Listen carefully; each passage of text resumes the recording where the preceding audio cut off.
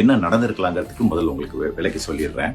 அதாவது இந்த ஏர்கிராஃப்ட் வந்து அதனுடைய அந்த விங் எடுத்து வச்சிருக்கேன். முதல்ல சொல்றேன், இது என்னன்னா எக்ஸ்பிளைன் பண்ணிட்டா தான் என்ன நான் சொல்ல வரேன்னு தெரியும். இது வந்து ஆக்சுவலா அதனுடைய போட்டோ தான், அந்த பிக்சர் டயக்ராம். இன்ஃபேக்ட் அதனுடைய 787 இதுதான் விங், இதுதான் இந்த பிளாப்ஸ் எல்லாம் சொல்லிட்டு இருக்கிறோம். இது எக்ஸ்டெண்ட் ஆகும், பின்னால வரும், நீட்டமா வரும், கீழே வளைஞ்சு வரும். அது வந்து எக்ஸ்டெண்ட் பண்ணிக்கலாம், உள்ள கொண்டு போய்க்கலாம். இப்ப வந்து இது எதுக்கு முக்கியம் அப்படிங்கிற கேள்வி வருது. எதுக்கு முக்கியம் அப்படின்னா, இந்த சர்ஃபேஸ் விங் சர்ஃபேஸ் வந்து பெருசா இருந்ததுனால் உங்களுக்கு வந்து லிஃப்ட் அதிகமா கிடைக்கும், ஸ்லோ ஸ்பீட்ல லிஃப்ட் கிடைக்கும். அதனால நீங்க டேக் ஆஃப் பண்ணும்போது உங்களுக்கு அது வந்து நமக்கு பாக்குறதுக்கு வேகமா இருந்தாலும் ஏர்கிராஃப்ட்டுக்கு அது very slow speed, minimum speed. அந்த மினிமம் ஸ்பீட்ல லிஃப்ட் கிடைக்கணும். ஏன்னா உங்களுக்கு ரன்வே வந்து மேக்ஸிமம் யூஸ்வலா பாத்தீங்கன்னா 11,500 அடி தான் இருக்குது.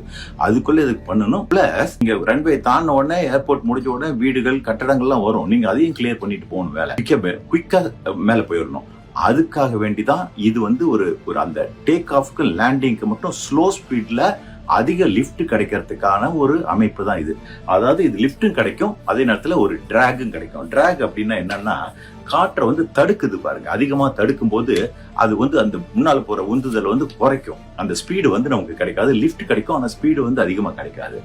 இப்போ என்ன ஆயிருக்குன்னா, இந்த பர்டிகுலர் ஏர்கிராஃப்ட்ல வந்து நிறைய பேர் சொன்னாங்க, அதுல பார்த்துட்டு அதுல வந்து ரிட்ராக்ட் பண்ணி, அதாவது இந்த பிளாப்ஸ் வந்து உள்ள போயிடுச்சு, அது தவறு அப்படின்னு. அது உண்மைதான், உள்ள போயிடுச்சு. ஆனா உள்ள போன பொசிஷன்ல மறந்துட்டு எடுக்க முடியாது.